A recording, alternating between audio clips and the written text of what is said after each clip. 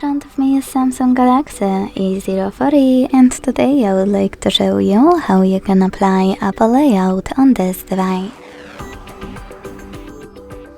All you need to do is open Play Store and download free app called Launcher OS from Launcher Studio. When it's ready, click on Settings, scroll down to hit Apps over here, and tap on Choose Default Apps.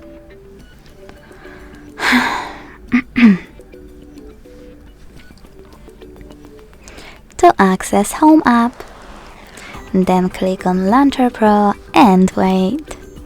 As you can see in this pop-up, you need to select Allow All to make this launcher work, and then my layout was successfully applied. If you wish to go back to your default one, you need to access the same settings. If you want to make some changes to this layout, go into Launcher app. Thanks so much for watching. If you enjoyed this video, leave a like, comment and subscribe. Bye!